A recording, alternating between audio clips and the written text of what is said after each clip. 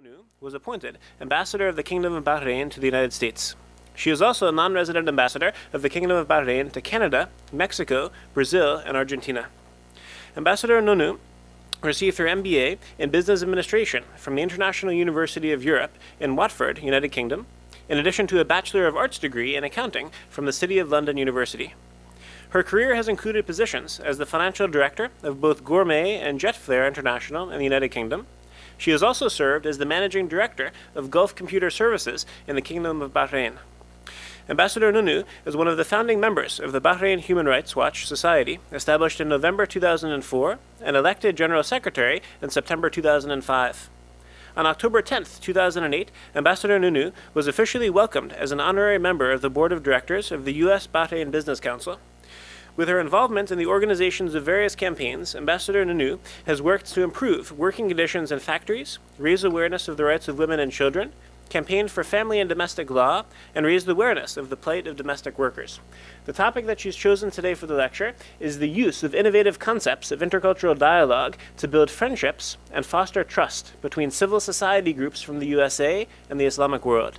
Ladies and gentlemen, please join me in a very, very warm welcome for Her Excellency, Ambassador Houda Nonoo. Thank you.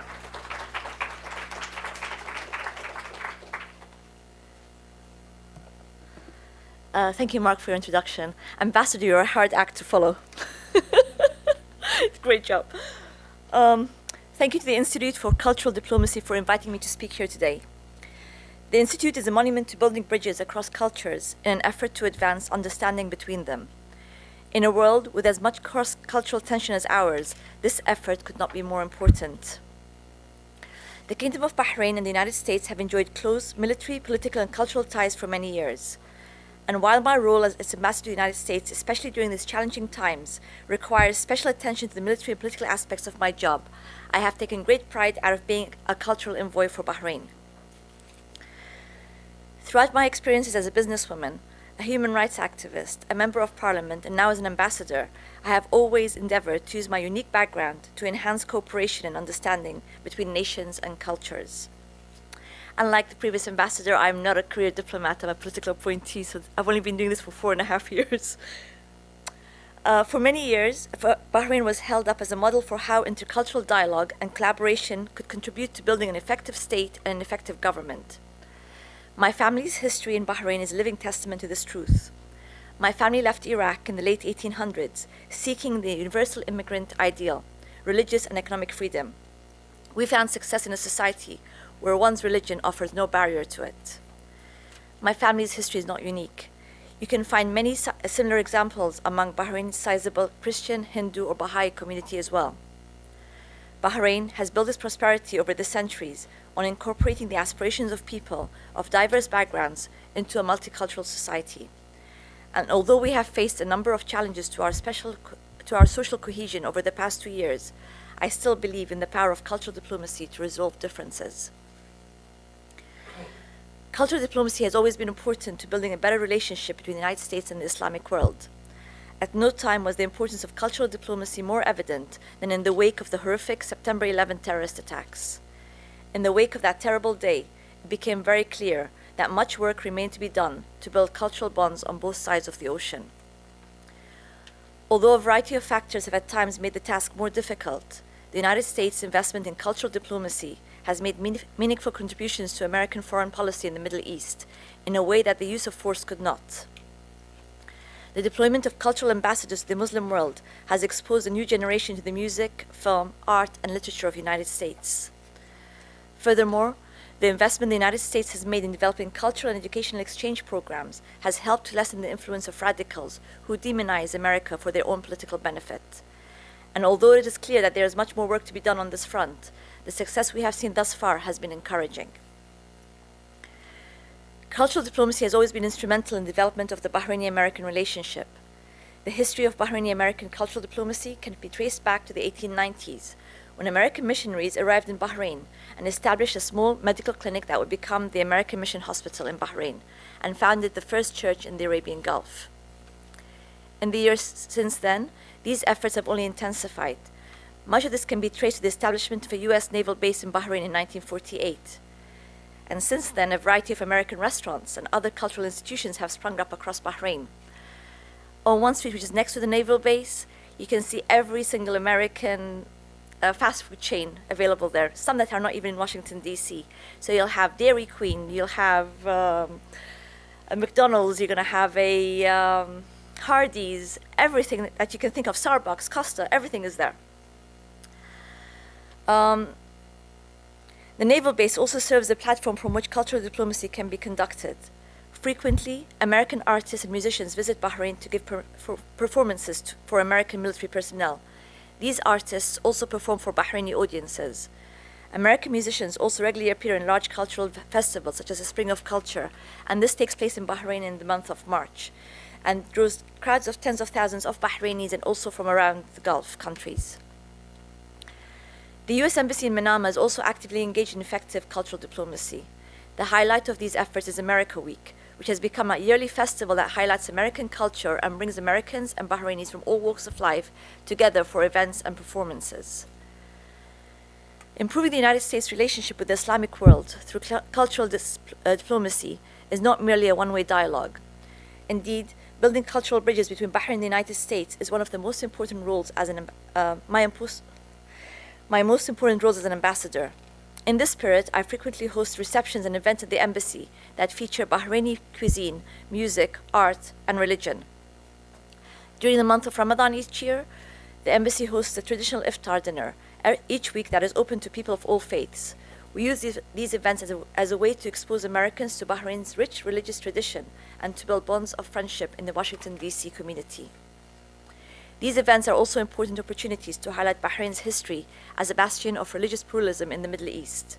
The embassy also opens its doors during citywide festivals and sends diplomats to cultural conferences to help tell Bahrain's story. Although cultural diplomacy has been effective at building bridges between the United States and the Islamic world, it is important that both sides take care to respect how such efforts are perceived. Over the past several years, we have seen a number of high-profile incidents that have stoked tension and heightened misunderstanding. In working to prevent these types of crises in the future, it is incumbent on political leaders and cultural ambassadors to maintain a robust two-way dialogue that is culturally sensitive while also permitting an exploration of differences. Incidents like these, while painful for all involved, are ultimately opportunities for both the United States and the Islamic world to better understand one another and to grow from the experience. I would be remiss if I did not take this opportunity to discuss the ongoing challenges facing Bahrain and to explore the ways in which cultural diplomacy can aid in my country's ongoing process of political and social reconciliation. Following the accession of His Majesty King Hamad bin Isa Al Khalifa in 1999, Bahrain has undergone a rapid program of political and social reform. The results of this process have been impressive. In a little over a decade, Bahrain has established a bicameral legislature, held 3 parliamentary elections, experienced rapid economic growth, and enjoyed freedom of expression protections theretofore unknown in our part of the world. Bahrain was also a model for positive and constructive relations between Sunnis and Shias, as well as Christians and Jews. The benefits we provide our citizens, including free education and healthcare, do not discriminate on the basis of religion, sect, or national identity. On February 14, 2011, a number of Bahrainis took to the streets to demand greater employment opportunities and better access to affordable housing.